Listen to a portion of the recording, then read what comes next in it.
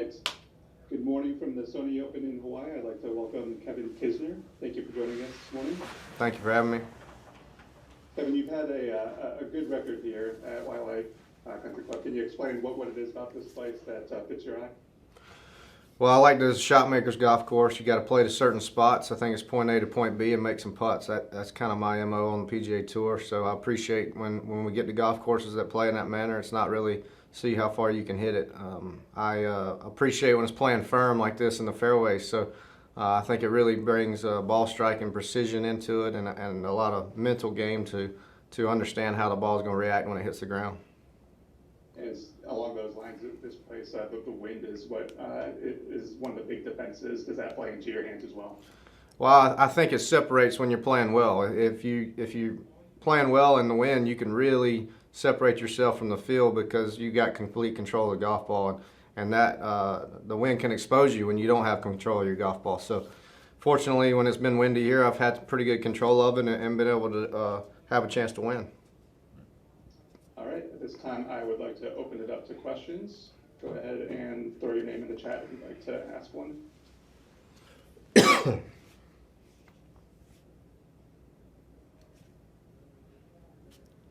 And we will start with Doug Ferguson, please. Oh, I knew that.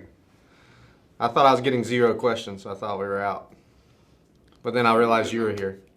This isn't a hobby for us. I had a couple things for you on the schedule for the year. Do you find yourself doing exactly what you've done previously, or having played a ton of golf, as a lot of people did from June onward because of the reconfigured season? Have you made any changes? Well, I have a third baby due in 4 weeks, so I'm going to take off after this all the way through the WGC. So that's a pretty big schedule change, although I don't play much on the West Coast anyway. I just decided to completely eliminate the entire West Coast and come back in Florida. So the schedule's a little bit different this year with Tampa after the Masters, which is normally a frequent stop of mine before Augusta. So I'm still looking at how I'm going to do the Players Bay Hill whole stretch there. If I'm going to play all 3 of them up until the match play. When exactly is she due? She's due February 11th. Which is Monday of Pebble Beach. I'm not sure. I'm not either. I just made that up. Okay, so effectively you'd be missing Phoenix and Pebble. And Torrey Pines and Riv. But you never play Torrey Pines anyway, do you? No, sir. Probably not even going to play it in the U.S. Open. All right. One more when you finish tying your shoes. I want you to have to think and tie your shoes. I'm pretty good. When you look at your wins, and even the ones where you almost did, of Colonial, of Sea Island, and you allude to this place and some of the courses that fit your game, do you ever run the risk of kind of putting yourself into a corner of where you, in your head, of where you can win and where you can't? Because you can win anywhere, can't you? Probably not. You don't think? I'm not going to win at Bethpage Black or Torrey Pines. Why show up?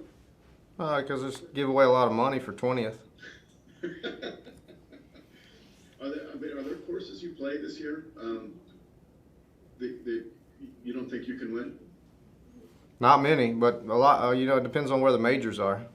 I just don't go to the tour events that I don't think I can win. I understand that. Yeah. I understand that. I just wonder if you fall into a trap of convincing yourself you can't win when you might have to play better or perfect or.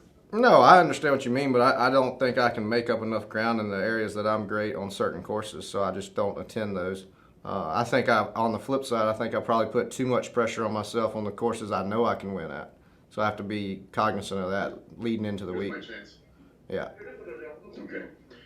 All right, I'm going to hang up for a bit. All right, have a great day. Let me know. Yes, sir. You too. All right. Thank you, Doug. We'll go to Brian Wacker next, please.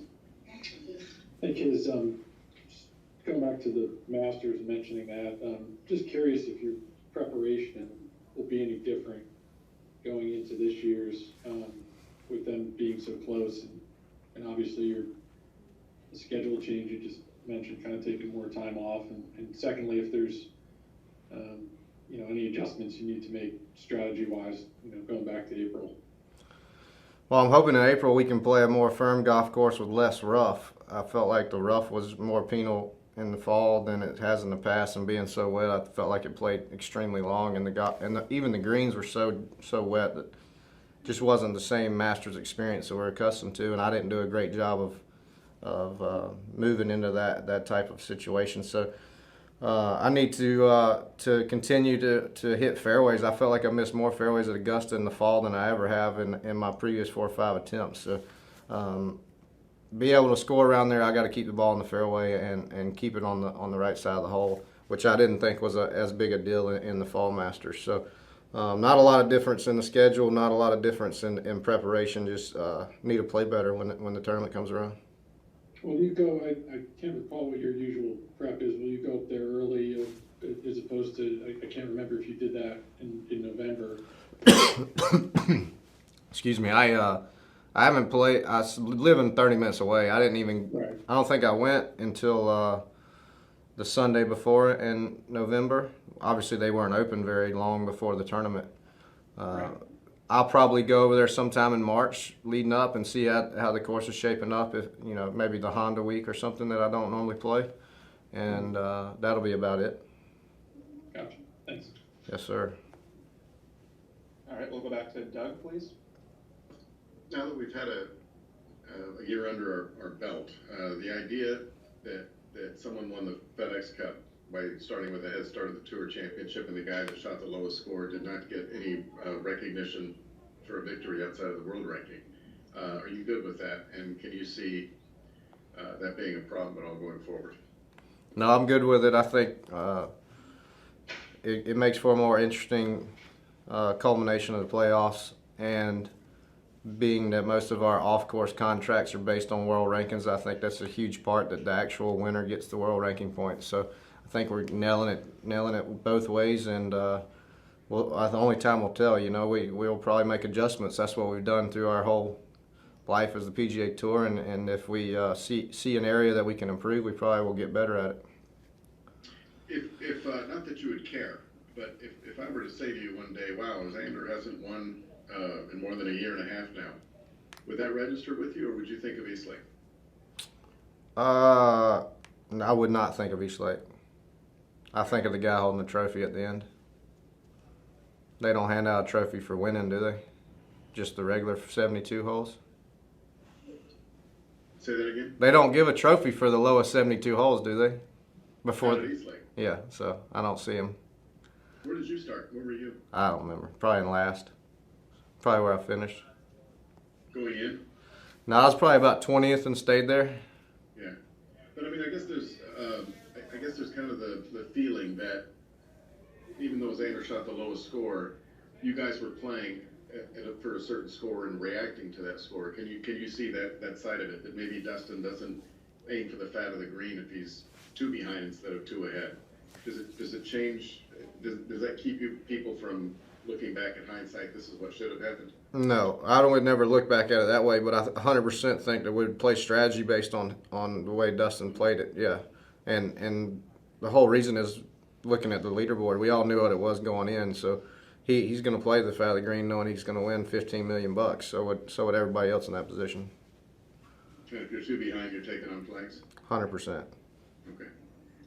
All right. Anyone else? I'm sorry, it's not my job. Good luck this week. You're stealing my thunder, Doug. I think we are all set with Kevin, so thank you very much this morning, Kevin, and good luck this week. Have a great day.